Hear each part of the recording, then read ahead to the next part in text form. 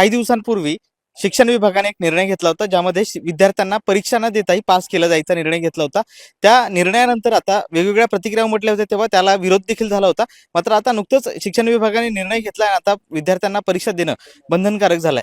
तर या संदर्भात शिक्षकांना नेमकं काय वाटतं, याचा फायदा होऊ शकतो की नुकसान होऊ शकतं, हे जाणून घेण्यासाठी आपण आज काही विद्यार्थ्यांची बातचीत करणार आहे. आपल्यासोबत काही शिक्षक आहेत. हे सगळे शिक्षक सध्या विद्यार्थ्यांना शिकवतात, त्यामुळे त्यांना याचा फायदा होऊ शकतो का नुकसान होऊ शकतं हे चांगलं माहिती आपण त्यांच्याकडून जाणून घेण्याचा प्रयत्न करणार आहेत. मॅडम, मला सांगा, हा जो निर्णय घेतलाय त्याच्या बाबतीत तुम्हाला काय वाटतं? नक्कीच योग्य निर्णय आहे आणि मुलांना याचा खूप फायदाच होईल, म्हणजे नुकसान काहीच नाहीये.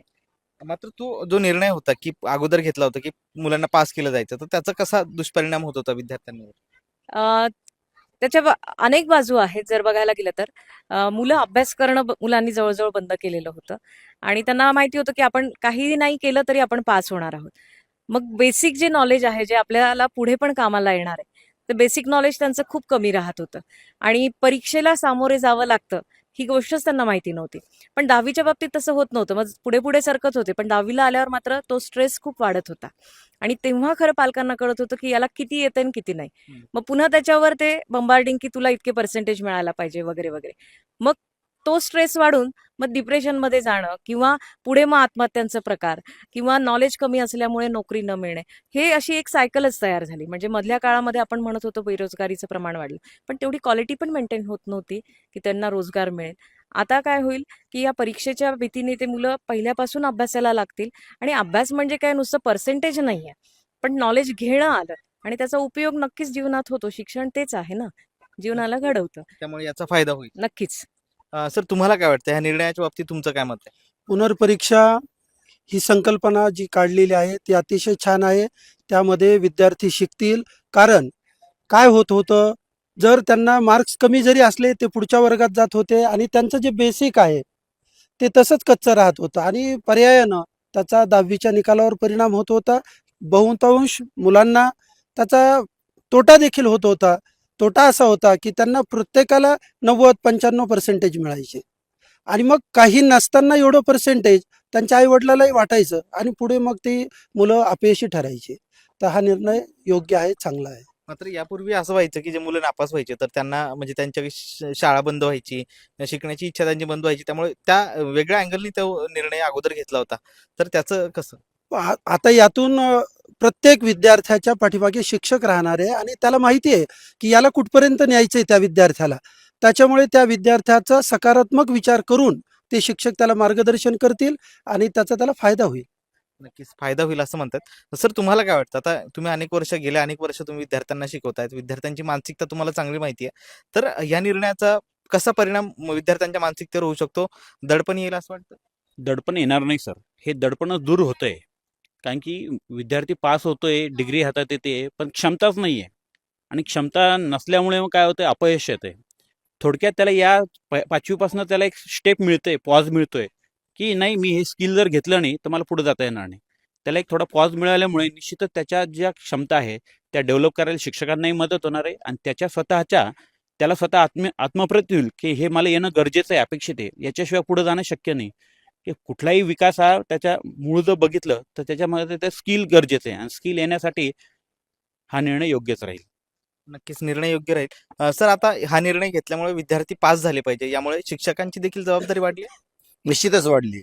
आम्ही वर्षभर त्यांना जे शिकवतो, त्याच्यानंतर आम्हाला परीक्षा घेतल्यानंतर समजेल की बाबा आपल्या वर्गातल्या किती मुलांना कोणत्या गोष्टींची गरज आहे आणि पुन्हा आम्ही त्यांना स्वतंत्र घेऊन त्या गोष्टींपर्यंत त्यांना नेऊन ठेवू. त्यांच्यासाठी त्यांच्यावरती विशेष मेहनत घेतली जाईल आणि त्यांची पुनर्परीक्षा घेऊन त्या विद्यार्थ्यांना त्या कौशल्यांच्या स्वाधीन केलं जाईल किंवा ते कौशल्य त्या विद्यार्थ्यांच्या स्वाधीन करून आम्ही त्यांना पुढच्या इयत्तेमध्ये पाठवू. पण पुढच्या इयत्तेमध्ये जाताना तो विद्यार्थी स्वतः आत्मविश्वास घेऊन जाईल की मला हे येतं, मला हे येत नाही म्हणून मी इथं आलो नाही, तर मला हे येतं म्हणून मी आता इथं आलेलो आहे. आणि तो आत्मविश्वास त्याला जीवनामध्ये निश्चितच पुढच्या स्पर्धेमध्ये कामाला येईल. नक्कीच आपण पास होतोय, आपण स्वतःच्या बुद्धिमत्तेवर पास होतोय, त्यामुळे त्याचा आत्मविश्वास वाढेल, विद्यार्थ्याचा आत्मविश्वास वाढेल असं म्हणतात. सर, तुम्हाला काय वाटतं या निर्णयाच्या बाबतीत?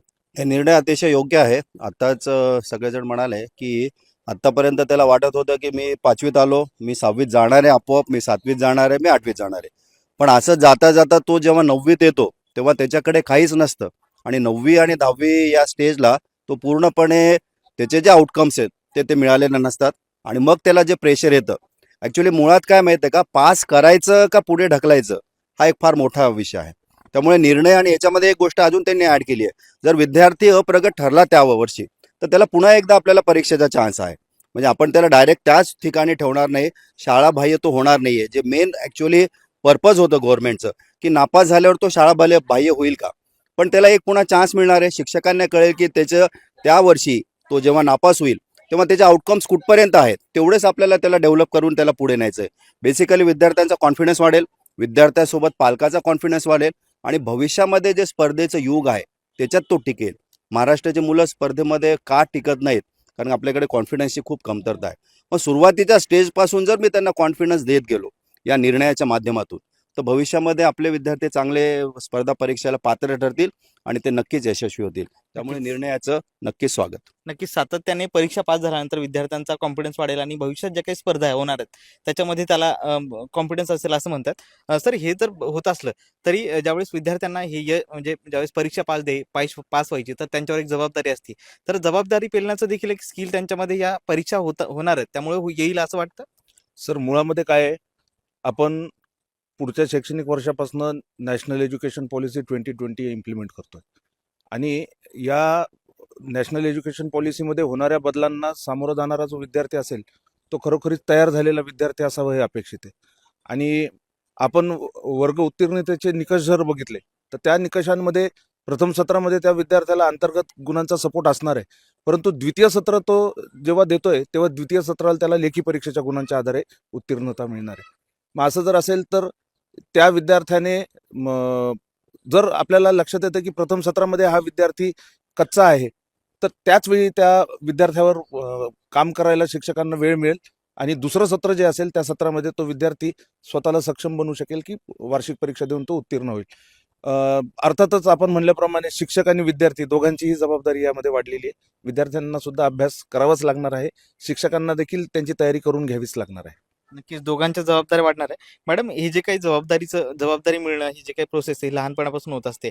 आता जर का विद्यार्थी सहज पास होत असेल तर त्याच्यावर जबाबदारी नसेल, मात्र ही जबाबदारी लहानपणापासूनच मिळत असेल तर त्याला जबाबदारी पेलण्याचं एक स्किल त्याला आतापासूनच अवगत होईल. हो, नक्कीच नक्कीच. कारण की मुलांचं काय होतंय की त्यांना जबाबदाऱ्या, एकतर आजकाल एक मूल किंवा 2 मुलं आहेत, आई वडील त्यांच्यावर जबाबदाऱ्या टाकत नाही. पूर्वीच्या काळी तसं नव्हतं, घरात माणसं खूप होती, छोटी मोठी कामं असायची. आता ते कामं सुद्धा नाही आणि अभ्यासाची पण जबाबदारी नाही. मग जर परीक्षेच्या दृष्टीने जर विचार करायला गेलं तर त्या परीक्षेचं थोडंसं टेन्शन असेल किंवा ती जबाबदारी जर त्यांनी लहानपणापासून घेतली तर जीवनात येणाऱ्या ज्या दुसऱ्या जबाबदाऱ्या आहेत तो सहज पेलू शकेल. नक्कीच. तर हे होते सगळे शिक्षक यांनी सांगितलं की जो काही निर्णय घेतलाय त्या निर्णयामुळे विद्यार्थ्यांचं जे काही आत्मविश्वास आहे तो वाढेल, जबाबदारी पेलण्याचं स्किल देखील त्यांना येईल, त्यामुळे याचा भविष्यात त्यांना फायदा होईल असंच या सगळ्या निर्णयाच्या या शिक्षकांच्या प्रतिक्रियानंतर त्यांनी व्यक्त केलं. सुशील राऊत, महाराष्ट्र टाइम्स, छत्रपती संभाजीनगर.